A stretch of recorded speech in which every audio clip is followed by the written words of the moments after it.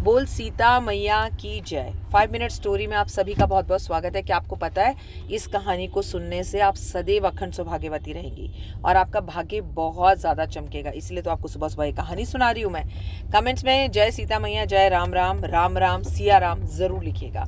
तो ये कार्तिक के महीने में मैंने कहानी पढ़ी थी, नित्यनेम की कहानी। नित्यनेम का नाम मतलब होता है कि हम कोई भी एक नियम ले लें।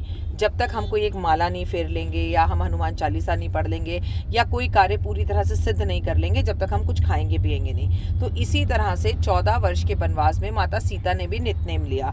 तो एक दिन राम और लक्ष्मण जी घूमने जाने लगे। जो है जंगल के अंदर उन्हें कुछ लकड़ियां इकट्ठी करनी थी। तो सीता जी ने कहा, प्रभु आप तो जा रहे हो, मेरा नित्यनेम की कहानी कौन सुनेगा। तो भगवान ने कहा, यहाँ पास में कुआं है, वहाँ महिलाएं पानी भरती हैं, तुम जाओ और वहाँ नित्यनेम की कहानी सुनाकर फिर तुम भोजन की तैयारी करो। क्योंकि माँ सीता नित्यनेम किए बिना कुछ भी खाती नहीं थी। वो वहाँ पहुंची तो एक बड़ी जो है मलमल की और सिल्क की साड़ी पहने हुए बड़ी खूबसूरत सी महिला सोने का मटका लिए पानी भर के निकल रही थी। सीता जी ने बोला, बहन मेरे पास बैठ जाओ और मेरी नित्यनेम की माला सुन लो। तो उसने बोला, पागल हो गई है, तेरे नित्यनेम की माला सुनूंगी तो मेरे पतिदेव मेरा इंतजार कर रहे हैं। मैंने इतनी सुंदर जो रेशमी साड़ी पहनी है वो उसे देखेंगे कब, मैं तो नहीं सुनूंगी। वो थोड़ा आगे जाती है, उसकी रेशम की साड़ी में कीड़े पड़ जाते हैं, साड़ी फट जाती है, कट जाती है और उसके हाथ से जो कलश होता है ना पानी का भरा हुआ, वो नीचे गिर जाता है और वो मिट्टी का हो जाता है। सास कहती है, कौन सा पाप कमा कर लाई है, ये क्या कर आई है, जो तुझे भेजा कैसे था, तू आई कैसे। कह रही है, माँ मुझे भी नहीं समझ में आ रहा, मैं तो सीधी गई थी सीधी आई हूँ, पर कुएं पर एक औरत बैठी हुई थी और उसने मुझसे कहा नित्यनेम कर लो, मैंने किया नहीं। सास तुरंत भागकर अंदर जाती है, मटका उठाती है और कुएं की तरफ दौड़ती है। सास है ना, समझदार होती है, फिर माँ तो माँ ही होती है। तो वो वहाँ जाती हैं तो सीता मैया कहती हैं, क्या तुम मेरे नित्यनेम की कहानी सुनोगी। कह रही 100 बार सुनूंगी। सास कहती है, बार बार सुनूंगी, तू जितनी मर्जी बार सुना उतनी बार सुनूंगी, हर रोज कहेगी हर रोज आके सुनूंगी। सीता मैया अपना नित्यनेम शुरू करती हैं, राम राम जय राजा राम, राम राम जय सीता राम।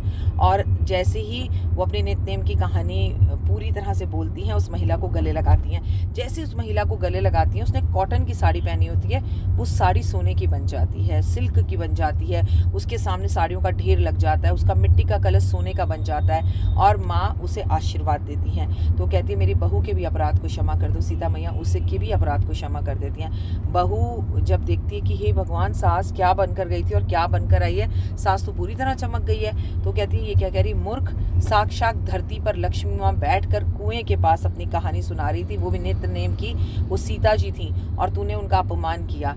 इसीलिए कहते हैं कि अगर आपकी बहुओं में फिर भी बचपना हो तो आप सास हो, घर की रीढ़ की हड्डी हो, बहुओं को कॉपी मत करो और बहुओं में कमी निकालने की जगह आप अपने घर को बचा सकती हैं। और नित्यनेम की कहानी ज़रूर सुनिए, इसे सुनने से अखंड सौभाग्यवती होने का वरदान मिलता है, वो भी आज, जब आज संडे के दिन राम और सीता की शादी की सालगिरह है, उनकी शादी की वर्षगांठ है, जिसकी हार्दिक शुभकामनाएं। इस कहानी को अपनी और सहेलियों को भी, अपनी बहनों को, अपनी भाभियों को भी ज़रूर सुनाएं।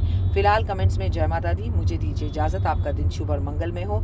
और खर का महीना शुरू हो चुका है, आपसे निवेदन है हाथ जोड़कर कि आप सूर्य देव को जल इस पूरे मंथ में ज़रूर दें और अपने जीवन में चमत्कार देखिए। एक अलग सा आत्मबल और विश्वास आप में रहेगा। ओए होए, अब तो हमारे सब्सक्राइबर भी 1 लाख होने वाले हैं।